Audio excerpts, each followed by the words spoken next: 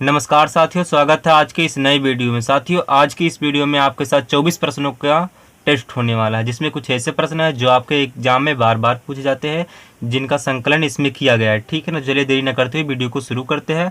तो आपका सबसे पहला जो प्रश्न है, वर्णमाला किसे कहा जाता है? तो आपका पहला ऑप्शन है शब्द के समूहों को, दूसरा है बी वाला वर्णों के संकलन को, सी वाला है शब्द गणना को। तो आप समझ ही गए होंगे। ऑप्शन डी में क्या है? लिपि चिन्हों के क्रमबद्ध समूह को। दोस्तों आपको समझना पड़ेगा, यहाँ पर शब्द के समूहों को क्या कहते हैं? वाक्य कहते हैं, लेकिन ये आपका नहीं होगा। ठीक है ना। वर्ण के संकलन को क्या कहते हैं? ये भी इसमें डाउट, इसको रहने दो। वर्ण शब्द के गणना को, ठीक है, शब्द के गिनती को, ये भी आपका नहीं होगा। ठीक है। आपका बी वाला क्या? शब्द के संकलन को, ये भी आपका नहीं होगा। आप यहाँ समझने की कोशिश करें। तो अब हम ऑप्शन डी को देखते हैं, लिपि चिन्हों के क्रमबद्ध समूह को। ठीक है, ये आपका सही होगा। ठीक है, ये महत्वपूर्ण है, ये मोस्ट इंपॉर्टेंट है। ये आपका पहला क्वेश्चन जो आपके एग्जाम में कई बार, मतलब वर्णमाला किसे कहता है, इससे रिलेटेड एक प्रश्न आ ही जाता है। ठीक है ना। और ये कैसे सही होगा मैं आपको ये बता देता हूँ, आप समझने की कोशिश करें। ये जो लिपि होती है, ये भाषा की आधार होती है, शैली होती है, अर्थात लिखने का ढंग होता है। हिंदी भाषा में देवनागरी लिपि होती है। ठीक है ना। और हाँ, देवनागरी जो लिपि है वह अक्षरात्मक लिपि है, और अक्षर को प्रदर्शित करने के ढंग को चिन्ह कहते हैं। ठीक है ना। तो लिपि चिन्ह के क्रमबद्ध समूह को क्या कहते हैं? वर्णमाला कहते हैं। आप समझने की कोशिश करें। ठीक है। और आपका अगला है, छह वर्ण किन वर्णों के संयोग से बना है? तो आप यहाँ पे समझने की कोशिश करें, छह वर्ण किन वर्णों के संयोग से बना है? आपका पहला ए वाला ऑप्शन है का प्लस सा, और बी वाला है का प्लस सा, और सी वाला है का प्लस चा, और डी वाला है का प्लस छा। तो आपका भाई सबसे पहले डी वाला नहीं रहेगा और सी वाला नहीं रहेगा। इन दोनों में समझते आपको कौन सा होगा? का प्लस खटिस सा वाला, इसमें से राइट आंसर हो जाएगा। ठीक है। फिर उसी तरह से आपका अगला है, मूर्धन्य ध्वनियाँ व्यंजन कौन सी है? आपका प्रश्न है मूर्धन्य ध्वनियाँ व्यंजन कौन सी है? आपका ए वाला ऑप्शन है का छा जा झा, बी वाला ऑप्शन है टा ठा डा अढ़ा, ठीक है, अड़ा पढ़ाई वाला अड़ा है, पढ़ाई, ठीक है। सी वाला है का खा गा घा, डी वाला है पा फा बा भा मा, ठीक है। आप समझने की कोशिश करें। मूर्धन्य ध्वनियाँ जो होती हैं और इसमें से आपका राइट आंसर हो जाएगा बी वाला। ठीक है। ये मूर्धन्य ध्वनियाँ टा से जो शुरू होती है और पढ़ाई वाले डा पे जाके समाप्त हो जाती है, टा ठा डा अढ़ा, ठीक है ना। समझने की कोशिश करें। आपका इसमें से बी वाला ऑप्शन सही होगा। इसमें मैंने उन्हीं प्रश्नों को शामिल किया जो काफ़ी कठिन है और जो आपके लिए मोस्ट इम्पॉर्टेंट है। अगर ऐसे ही आप प्रश्न को पढ़ना चाहते हैं तो चैनल को पास होने के लिए ईमानदारी से सब्सक्राइब कर लेना।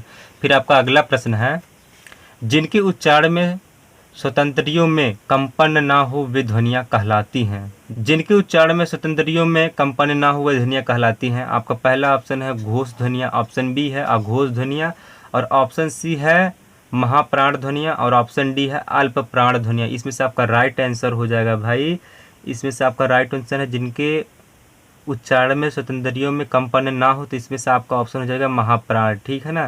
ये मोस्ट इंपॉर्टेंट है, इसको भी आप दिमाग में सेव कर लेना। ठीक है, क्योंकि ये आपके लिए गेम चेंजर साबित हो सकते हैं ऐसे प्रश्न।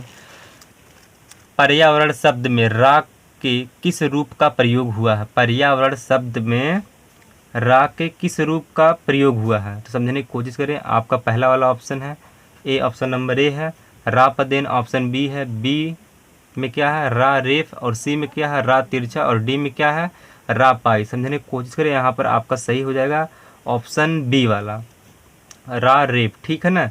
पर्यावरण शब्द में रा के किस रूप का प्रयोग हुआ है? रा रेप। उसी तरह से आपका अगला है, उच्चारण के समय जीभ की स्थिति के अनुसार स्वरों के कितने भेद हैं? मतलब स्वरों के कितने भेद, ये आपका प्रश्न पूछना चाहता है। स्वरों के कितने भेद है किसके अनुसार? भाई उच्चारण के समय जीभ की स्थिति के अनुसार। ठीक है ना। तो समझने की कोशिश करें। आप लोग समझ ही गए होंगे जो आपके दिमाग में चल रहा है। भाई ऑप्शन बी 3 आपका राइट आंसर होगा। स्वरों के कितने भेद हैं? 3 भेद हैं। किसके अनुसार है? किसके अनुसार ये है? जीव की स्थिति के अनुसार। ठीक है दोस्तों। अब आपका अगला प्रश्न है। अगला प्रश्न क्या है? यहाँ समझने की कोशिश करना।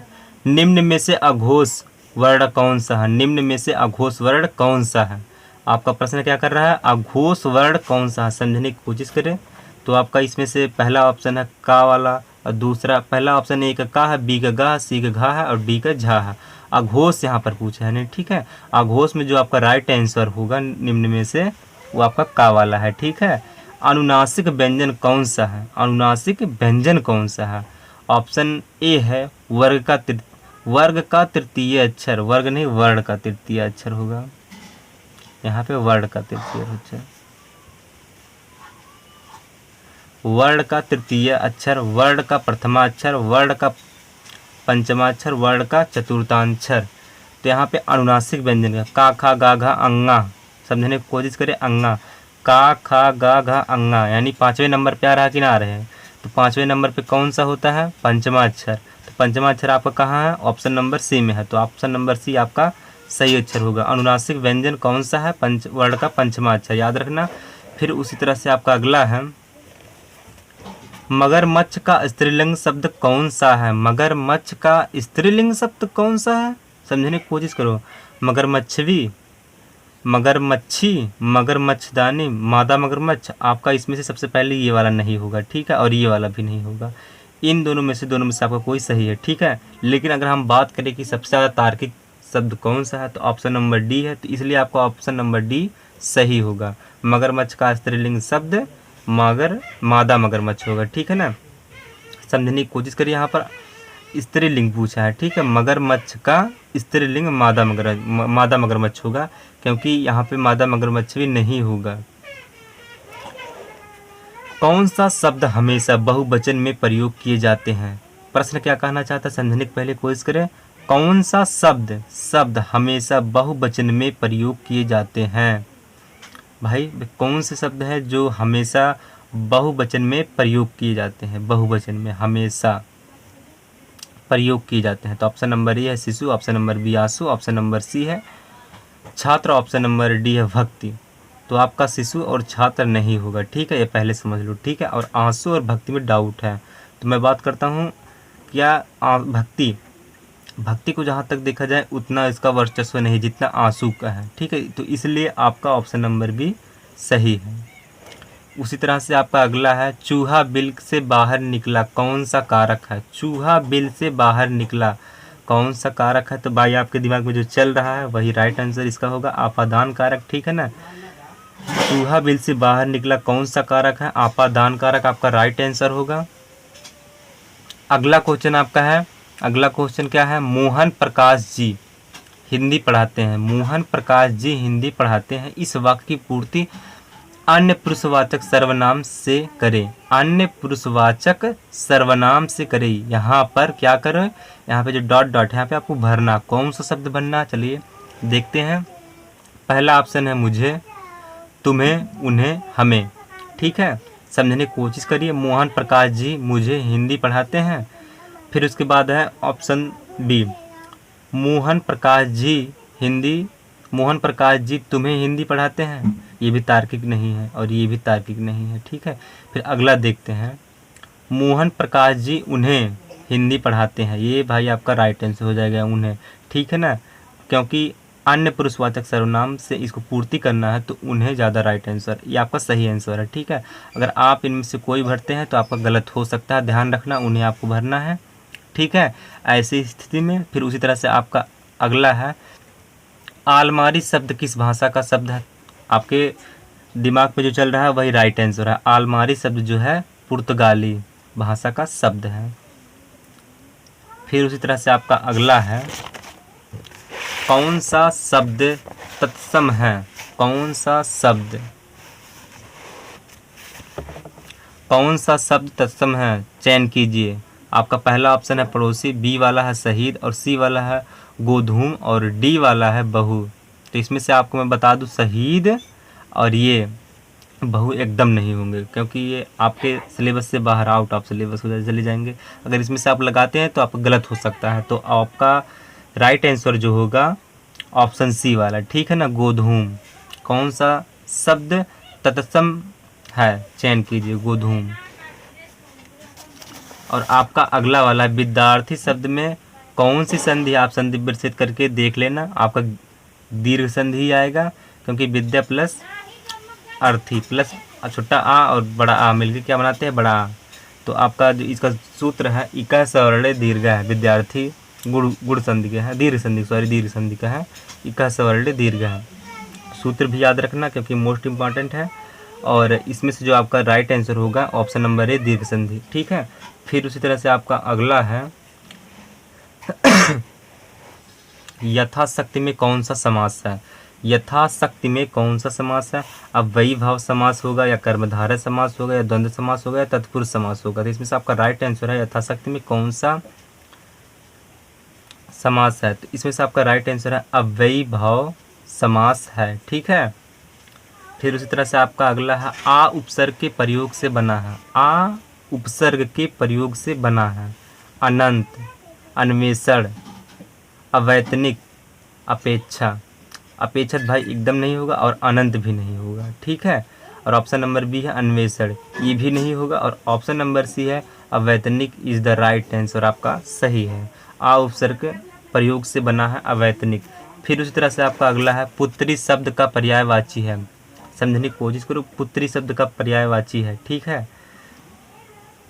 पुत्री शब्द का पर्यायवाची है। तो आपका यहाँ ऑप्शन नंबर ए है तनया, ऑप्शन नंबर बी है सुता, ऑप्शन नंबर सी आत्मज, ऑप्शन नंबर डी है मोस्ट इंपॉर्टेंट है। इसको एक स्टार बना लो क्योंकि आपके एग्जाम में यूपीपी पूछा गया है। जो 65,000 पे पद पे वैकेंसी निकली थी और 55 लाख लोग फार्म भरे थे, उसमें प्रश्न आया था।